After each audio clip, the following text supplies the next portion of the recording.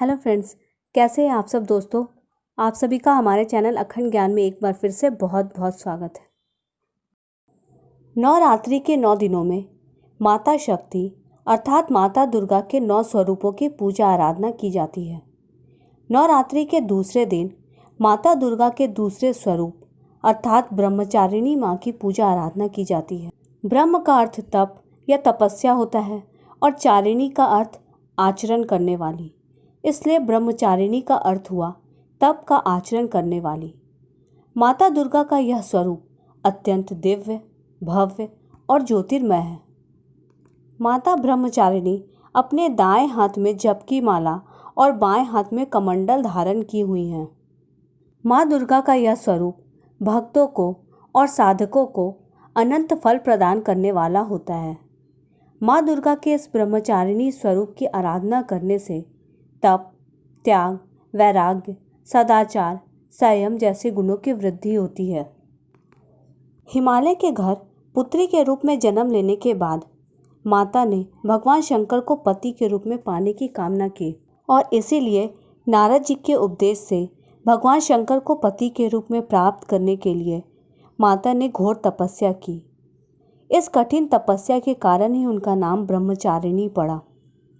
माता ब्रह्मचारिणी ने तपस्या के दौरान करीब 1000 वर्षों तक केवल फल फूल खाकर बिताए और 100 वर्षों तक केवल जमीन पर रहकर साग पर निर्वाह किया।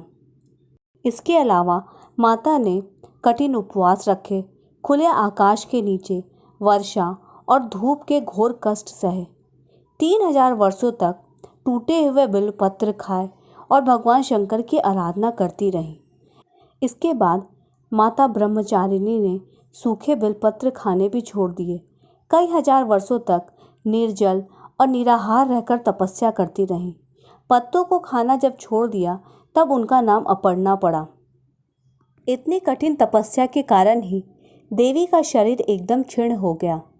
देवता, ऋषि, सिद्धगण, मुनि सभी ने ब्रह्मचारिणी की तपस्या को अभूतपूर्व पुण्यकृत बतलाया। सभी ने उनकी सराहना की, उनकी प्रशंसा की और उनसे कहा, हे देवी, आज तक किसी ने इस तरह की घोर तपस्या नहीं की। उन्होंने कहा, देवी ये आप ही हैं तो संभव हो सका, अन्यथा ये किसी से भी इतनी कठिन तपस्या संभव नहीं हो सकती। देवी, तुम्हारी मनोकामना शीघ्र अतिशीघ्र परिपूर्ण होगी।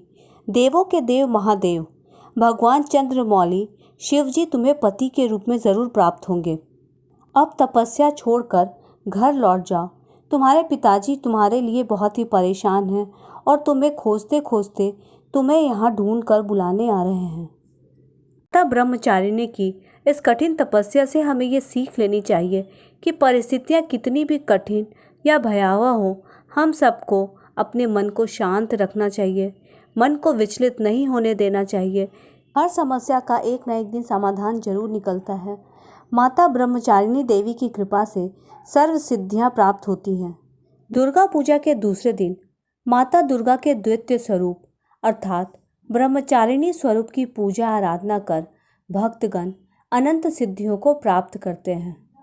ऐसी तपस्विनी, दिव्य, ज्योतिर्मय और अनंत सिद्धियों को देने वाली माता ब्रह्मचारिणी को हम सभी भक्तों का शत शत बार प्रणाम।